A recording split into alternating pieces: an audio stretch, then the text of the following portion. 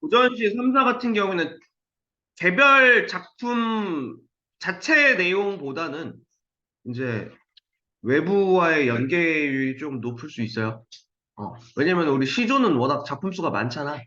한시도 그렇고. 그래가지고 그냥 다른 작품이랑 정서나 상황이나 표현이나 이런 거에 이제 동일한 표현이 사용된 거, 동일한 정서가 나타난 거, 시적 상황이 동일한 거, 이런 식으로 이제 우리한테 물을 수 있단 말이지. 그렇죠? 그래서 후에 그냥 이거는 내가 강의나 이런 걸로 커버를 할 건 아닌 것 같고 그러니까 지금 이게 내신을 앞두고는 그냥 한번 주제가 유사한 작품들 리스트 한번 그냥 쭉 해서 한번 확인해 보게끔 드릴게요. 어. 이거 뭐 안 나오면 그만인 부분이라서 주제 연계라고 하는 거는 그러니까 일단 수능 영역으로 넘어가면은 그런 문제류는 안 나오잖아. 정서가 동일한 작품을 고르시오 이런 건 아니란 말이야. 그죠? 근데 이제 학교 시험에서는 가능성이 있으니까 그런 것들 한번 작품들을 살펴보고는 갑시다. 됐죠? 어찌됐건 가부터 한번 봅시다. 많이 익숙한 작품이네요. 자, 이화의 월백하고 은한이 삼경일제. 자, 이화라고 하는 거 하나 나왔고 월백 나왔고 은한 나왔고 자, 은하는 은하수입니다. 됐죠? 그러니까 일단 단순하게 일단 가자. 배꽃이 펴 있고 달이 떠 있고 은하수가 펼쳐져 있는. 됐죠? 음. 밤의 풍경이라고. 자연 풍경. 그죠? 괜찮습니까? 근데 이제 이 자연 풍경을 이렇게도 얘기할 수 있지. 자연물을 활용하여 자연물을 통해 그죠? 시적 분위기를 형성한 거지. 괜찮습니다. 그러니까 물론 여기에 이제 이것도 가능해요. 이화가 흰색 꽃이거든요. 월백 하얀 달, 은하수 하얗게 떠 있는. 그래서 이제 이 밤의 자연 풍경을 표현하는 데 있어서 시각적 심상, 시각적 이미지, 그리고 뭐 백색의 이미지 이게 가장 두드러지는 건 확실합니다. 괜찮습니까?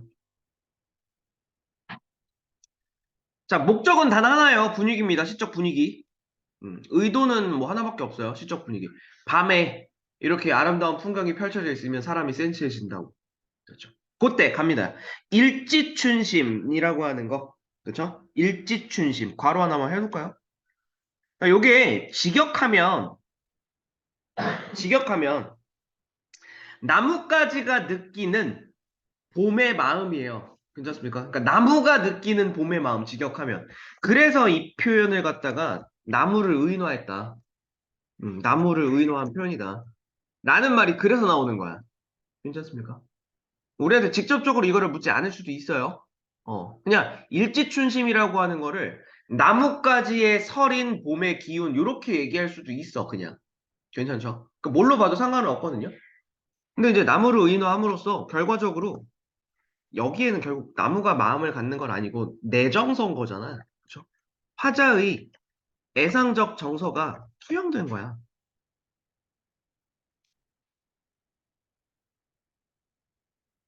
됐죠? 그것을 자규, 네모 하나만 쳐줄까요? 자규. 새 이름이에요. 자규야 알겠냐마는. 됐죠? 괜찮습니까? 그럼 여기 이제 새가 지저귀고 있는 이미지가 연상이 되죠. 그래서 여기에 청각적 심상이 사용되었다라는 말도 나오는 거야. 됐죠? 그러면 이제 초장이랑 중장이랑의 내용을 조금 종합해보면, 그렇죠?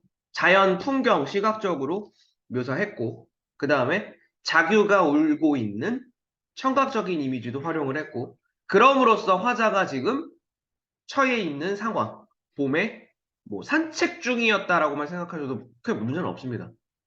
봄날에 산책하다가 밤에 그냥 문득 마지막 종장 부분 가죠. 다정도 병인양하여 요 다정이라고 하는 거 이게 지금 화자의 정서가 되는 거예요. 다정다감할 때 그 다정이 아닙니다. 음, 뭔가 생각이 많은 거. 괜찮습니다. 생각이 많음 됐죠? 그래서 그냥 애상적 정서라고 생각하시면 돼요. 이게 병인양하여 잠 못 들어 하노라 라는 거죠. 결국 여기에 고사성어 하나 붙일 수 있어요. 뭔가 근심과 걱정이 많아서 잠들지 못하고 뒤척이는 거. 전전반측이라는 말씀입니다. 괜찮습니까? 어. 문제될 거 없죠.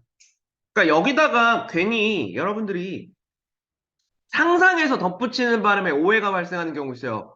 애상적이다라고 하니까 아 누구랑 이별했나 보다. 그 전혀 없어요 그런 거.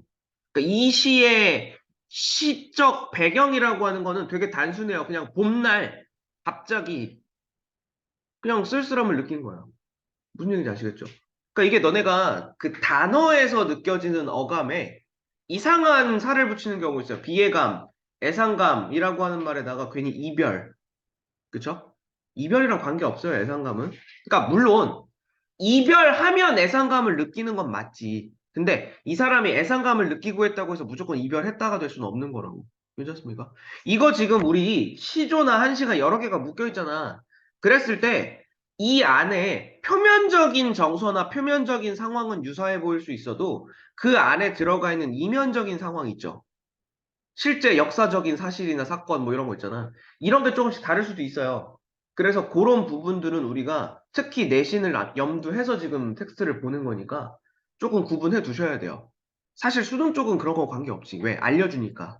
수능 쪽은 그런 걸 보기로 알려주니까 관계없는데 내신이잖아. 그쵸? 그러니까 일단 체크는 해두셔야 되는 거죠. 다시 한번 지금 정리하고 넘어간다. 가는 이별한 거 아니야. 괜찮습니까? 사랑하는 사람과 이별하여 슬픔을 느끼고 있는 이런 게 아니라고. 그냥 쓸쓸한 거라고. 괜찮습니까? 근데 전전반칙은 무슨 전전반측 방금 얘기했죠? 근심 걱정이 많아서 잠을 이루지 못하는 거. 어, 괜찮습니까? 그거 생각하시면 됩니다. 다 문제 없죠? 나로 넘어갈게요. 자, 나 내려가겠습니다. 자, 까마귀가 눈비를 맞아 키는 듯 검구나. 검노메라 어미 처리 그냥 검구나. 됐죠? 까마귀가 세모 치시면 됩니다.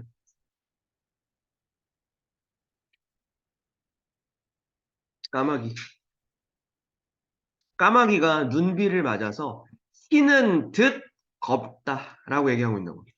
이거 잘 보셔야 돼요. 흰 것처럼 보이지만 결국은 검은 거야. 괜찮습니까? 이게 이제 표면적으로는 흰색으로 보이나. 그러니까 이제 이 흰색은 깨끗함. 그렇죠? 뭐 정직함. 요런 이미지로 가시면 됩니다. 하지만 내면. 하지만 내면은 검은. 됐죠? 부패했다죠? 음, 내면은 부패했다. 또는 이제 뭐 부정하다. 됐나요? 그래서 이 시에서는 까마귀가 비판적 대상입니다. 야, 예전에 너희 학교였나? 까마귀 막 들어간 시조들 여러 개 한 적 있었던 것 같은데 너희가 아닌가? 아무튼 까마귀가 중심 소재인 작품들이 되게 많아요, 실제로. 근데 까마귀라고 해서 무조건 부정이 아니야. 이해되세요? 그러니까 까마귀가 경우에 따라서 이거는 이제 경우에 따라서야. 경우에 따라서 까마귀가 효의 상징인 경우도 있잖아. 괜찮습니까? 음. 까마귀가 효의 상징인 경우도 있고요. 또는 어떤 작품, 이거 현대시인 경우도 있어요. 까마귀가 화자가 지향하는 어떤 소재로 나오는 경우도 있어요. 나도 저렇게 될 것이다.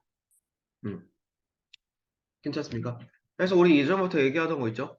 시에서 어떤 특정 소재가 가지는 이미지를 판단하고 싶으시면 명사에다가 판단 기준을 두지 마시고 같이 쓰인 서술어나 개를 수식하는 말을 보라고. 그러니까 까마귀를 수식하는 말이나 까마귀가 뭐 하고 있는데, 어떤데, 요거를 확인하셔야 된다고. 괜찮습니까? 그러니까 이 시에서 까마귀는 흰 것처럼 보이지만 결국 검은 존재잖아. 됐죠? 겉보기에는 굉장히 깨끗해 보이지만 속으로는 썩었다고. 그렇죠? 그리고 얘기합니다. 야광명월. 야광명월. 명월에다가만 동그라미 칠게요, 그냥. 밤에 빛나는 밝은 달. 됐죠? 빛나는 달이 밤 세모인들 어두우랴 설이니까. 됐죠? 명월은 밝다. 됐죠? 항상 밝다. 요 이미지 되는 거죠? 괜찮습니까? 여기서 그래서 이제 이 명월이라고 하는 소재 있죠? 명월. 보통 이제 해나 달에 상징적으로 부여되는 의미. 이건 너네 알고 계셔야 돼요. 해나 달은 하늘 높이에 오로지 딱 하나 떠 있는 존재라고. 그죠? 그래서 임금을 상징하는 경우가 많아요. 괜찮습니까? 그러니까 임금 또는 임금의 이제 은혜 이런 거. 괜찮습니까? 그래서 여기서의 명월도 임금의 은혜예요. 됐죠? 그냥 임금 자체라고 얘기해도 괜찮고. 음. 자, 우리 임금님께서 됐죠? 우리 임금님께서 밤이라고 하는 고난과 시련의 상황 속에서 어둡겠느냐? 그렇지 않을 거라고. 우리 임금님은 영원하다고. 됐지? 괜찮습니까? 그러니 결국 마지막 종장에 나오죠. 일편단심 이거면 뭐 빼박이죠. 임을 향한 일편단심이야 고칠 줄이 있으랴. 여기도 설이네요. 됐죠? 임을 향한 변함없는 마음, 충성심은 변하지 않을 것이다. 그러니까 지금 나 같은 경우에는 궁극적으로는 뭐야? 화자의 변함없는 충성심을 전달하고 싶은 거라고. 그러면 까마귀가 누가 되겠냐고. 요거 보셔야 되는 거죠. 까마귀가. 그럼 이거예요, 지금. 자, 우리 임금님, 그쵸? 여기 시적 상황까지 반영하면 요게 이제 단종되는 거예요. 거의 대부분 단종이에요.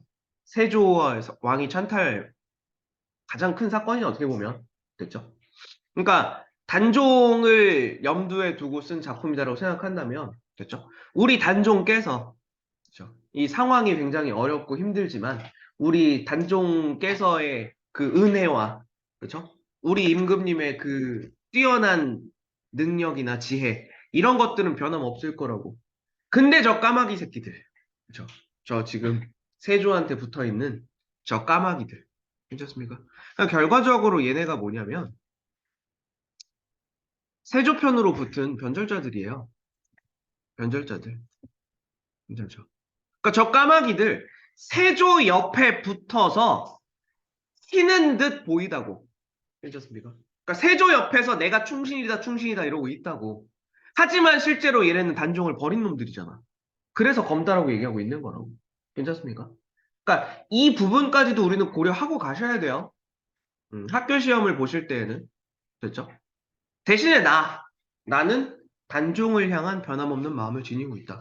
요거 얘기하고 있는 작품이라고. 됐죠? 이거 까마귀 되게 중요합니다, 실제로. 까마귀.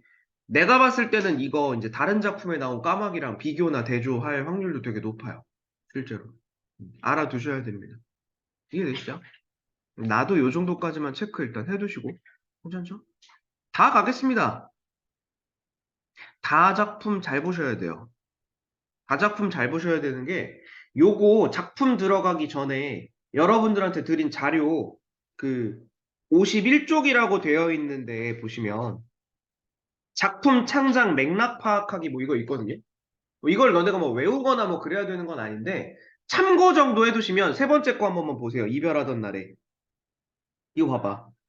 병자호란 이후 인조의 두 아들인 소현세자와 복림대군이 청나라의 볼모로 끌려가게 되자 어쩌고저쩌고 하고 있죠. 이거 그러니까 사랑하는 여인과 이별하는 게 아니라고. 괜찮습니까? 어.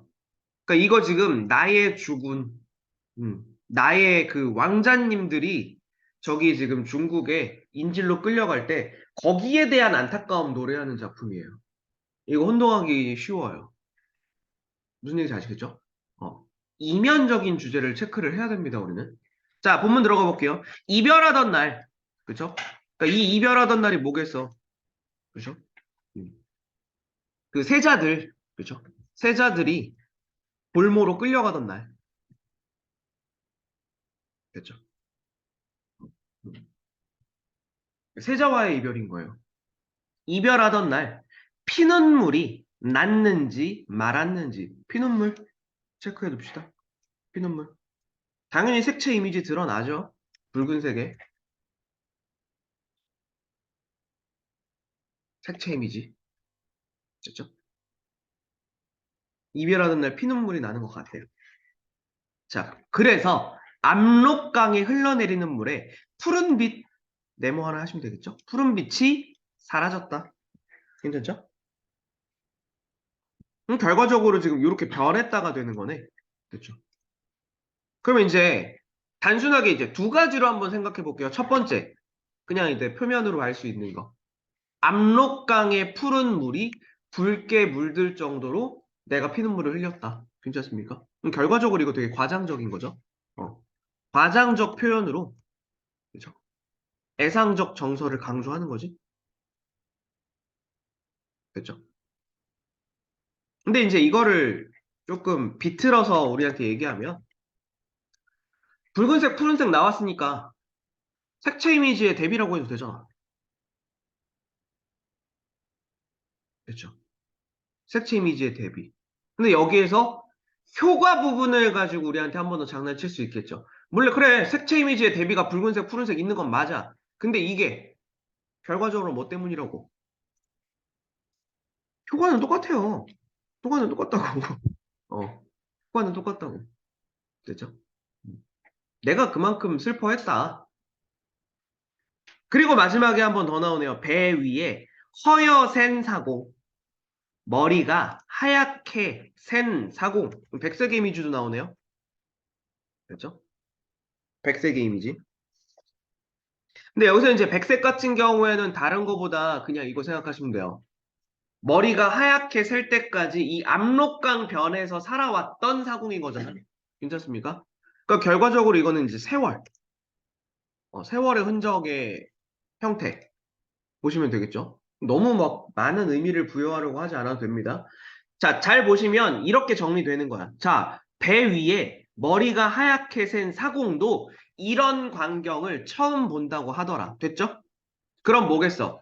그러니까 지금 내가 피눈물을 흘려서 압록강 물이 붉게 묽은 이런 현상을 이곳에 오랜 세월을 있었던 사공도 처음 볼 만큼 희귀한 광경이라는 거야. 됐죠? 그럼 뭐겠어? 나의 정서가 한층 더 부각되는 거야. 이런 일은 벌어지지 않아. 근데 내 정서 때문에 이런 일이 벌어진 거라고. 괜찮습니까? 그럼 결과적으로 이렇게 마무리하시면 될 것 같아요. 처음 본다고 하더라니까 거기 각주도 달려 있는 거지만 사공의 말을 인용했죠. 그럼 결과 이걸 통해서 됐죠? 비감의 크기를 심화하는 거라고. 비감, 슬픈 감정. 괜찮습니까? 음, 괜찮습니까? 그동안은 벌어지지 않았던 일이 갑작스럽게 일어날 정도로 나의 슬픔의 크기가 크다. 그리고 나의 절망감이 크다. 요거 전달하고 싶은 거죠. 무엇 때문에? 세자들이 볼모로 끌려가는 지금 현실적 상황 때문에. 괜찮습니까? 체크해 두셔야 되겠죠? 요 정도까지. 됐나요? 네. 마지막 라 보겠습니다. 라는 한시죠. 음. 한시 부분에서 요거는 일단 먼저 요렇게 좀 잡고 갑시다. 요렇게 잘라주세요. 맨 밑에 두 줄이랑 이게 왜냐면은 여기까지 있죠. 여기까지. 음. 자연 경관이에요. 그러니까 이제 시선이 바깥으로 향해 있어요. 외면을 그리고 있다. 되죠? 근데 이제 이게 외면에서 화자의 내면이죠. 화자의 호막. 그래서 내면이 되는 거야. 그죠? 그러니까 시적 중심이 외면에서 내면으로 이동을 하는 겁니다. 됐나요? 음. 화자 이걸 그래서 시선 이동이라고도 해요. 시선이 외면에서 내면으로 이동한다. 내면을 시선 바라보는 건가요? 생각하는 것도 시선이라고 그냥 얘기해요. 보통 얘기해도 괜찮습니다. 그렇죠? 음. 하는 건데 이제 요 자연경관을 나타내는 데 있어서 이미지가 되게 많죠. 자, 콩깍지 더미 곁으로 오솔길이 나뉘어 있는데 붉은 아침 햇살이 퍼지면서 솥대들이 흩어진답니다. 그렇죠? 푸른 하늘이 펼쳐져 있어요. 산봉우리를 물들이는 듯하대요. 그렇죠? 여기도 지금 보시면 그러면 색채 이미지가 대비되네요.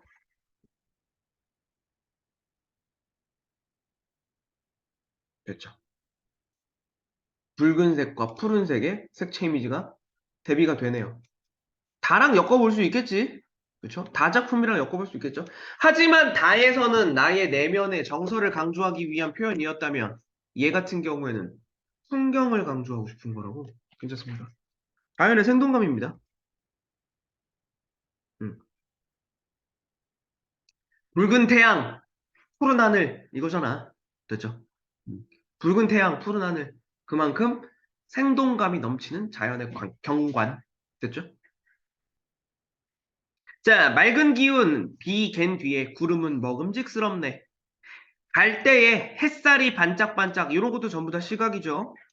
됐죠? 기러기가 놀라서 일어나고, 벼 잎에 쏴 하는 소리, 소리까지 나왔으니까 청각도 나왔네요. 시각과 청각, 다양한 감각적 이미지가 있죠. 그렇죠?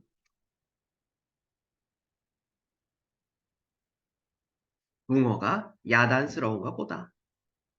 별 문제 없죠. 그렇죠? 그냥 화자가 바라보는 주변 경관의 그냥 아름다운 모습, 생동감이 넘치는 모습, 평화로운 모습, 뭐 괜찮습니다. 그렇죠? 자, 이때 마지막 산 양지 바른 곳 동그라미 하나 칠까요? 산 양지 바른 곳 이곳에 집을 짓고 살고 싶으니 그쵸?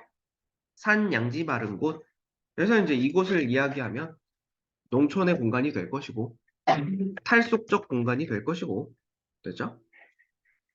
음. 세속으로부터 멀리 떨어진 공간이잖아. 이곳에 집을 짓고 살고 싶으니 농부에게 반만이라도 땅을 좀 빌려달라고 졸라봐야지. 괜찮죠? 결과적으로 화자의 내면은 소박한 삶을 지향하는 거죠. 농촌에서의 소박한 삶을 지향하는 자세가 드러나는 거죠. 그래서 이제 우리가 워낙 많이 봤던 단어들, 안분지족, 안빈납도, 그렇죠? 어, 단사표음, 단표노항, 이런 것들, 그렇죠? 다 같은 맥락이죠. 소박한 삶의 태도.